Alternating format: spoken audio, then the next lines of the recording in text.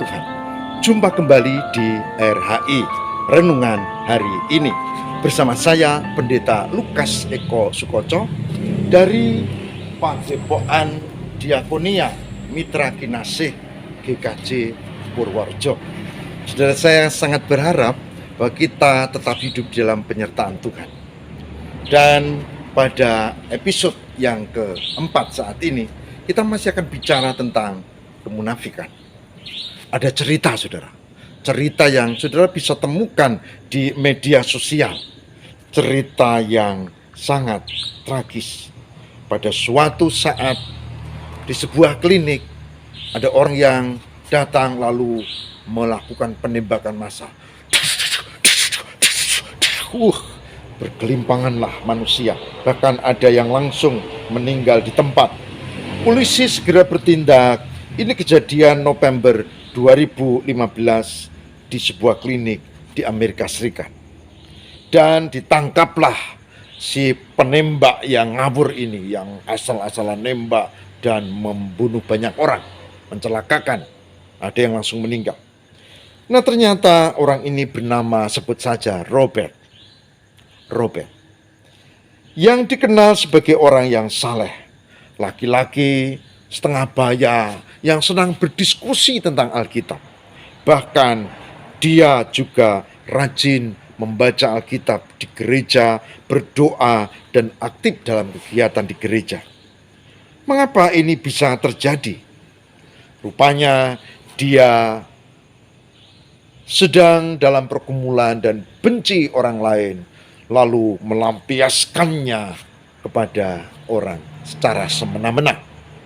Robert ini adalah simbol orang yang munafik. Kenapa? Orang yang rajin, orang yang saleh, orang yang selalu baca firman Tuhan, orang yang selalu ikut kegiatan di gereja, beribadah. Tapi ternyata penuh kebencian. Dan dia membuat sasaran orang-orang yang sebetulnya tidak ada hubungannya dengan dia. Dari sasaran kebencian, tembak.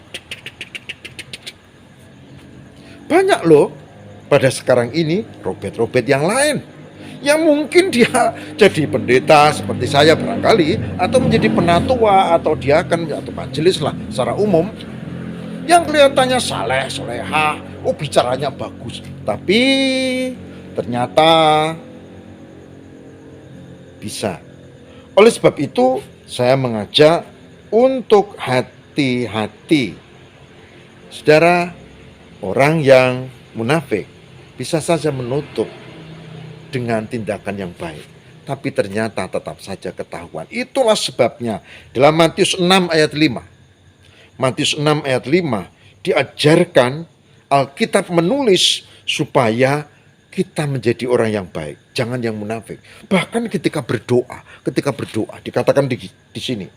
Dan apabila kamu berdoa, kata Tuhan Yesus dalam khotbah di bukit di Matius 6 ayat 5. Dan apabila kamu berdoa, katanya, janganlah berdoa seperti orang munafik.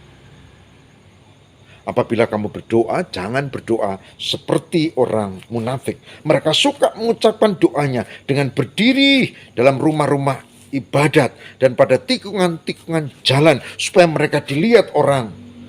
Aku berkata kepadamu, sesungguhnya mereka sudah mendapat upahnya. Jadi, kemunafikan harus dilawan oleh diri kita sendiri. Dan kemunafikan dalam doa juga harus dihilangkan. Doa itu kepada Tuhan, bukan untuk pamer. Apalagi ketika dia merasa menjadi orang penting di situ dan dia ingin dipuji, lalu doanya dengan kata-kata yang indah.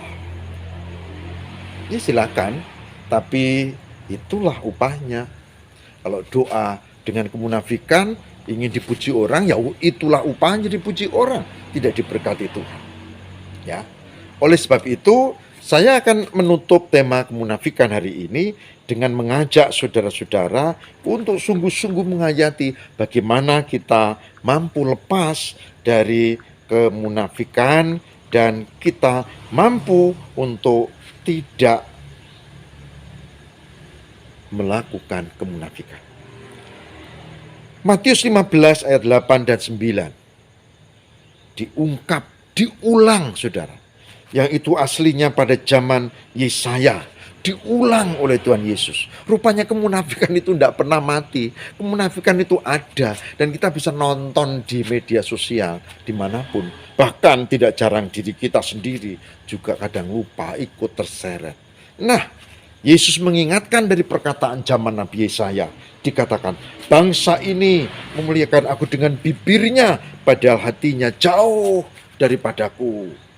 Percuma mereka beribadah kepadaku. Katakan, percuma mereka beribadah kepadaku. Sedangkan ajaran yang mereka ajarkan ialah perintah manusia. Hari ini saya mengajak, mari bersama-sama kita hidup dalam pertobatan, lepas dari kemunafikan, supaya kita tidak terancam hukuman. Karena apa? Karena Tuhan pasti tidak akan membiarkan orang-orang yang berdosa, apalagi dosa yang mencikan kemunafikan. Kalau ada di antara pecinta RHI yang selama ini hidup dalam kemunafikan, dalam hubungannya sebagai suami, atau dalam hubungannya sebagai istri, atau dalam hubungannya sebagai orang tua, hari ini saya ajak, yuk kita bertobat. Dan kita mohon biarlah Tuhan yang mengampuni dosa kita. Mari kita berdoa. Tuhan, tolonglah supaya kami bisa lepas dari dosa kemunafikan dalam doa, tapi juga dalam aktivitas kehidupan beragama. Kami merindukan hidup sebagai orang yang diberkati Tuhan. Kami merindukan bukan orang yang munafik. Kami merindukan orang yang dikuduskan dan diampuni, karena kami banyak keterbatasan, kesalahan dan dosa. Dan kami percaya Tuhan memberkati. Para pecinta RHI, berkatilah supaya mereka mampu hidup dalam kebenaran dan Tuhan yang menguatkan. Terima kasih ya Allah. Haleluya. Amin.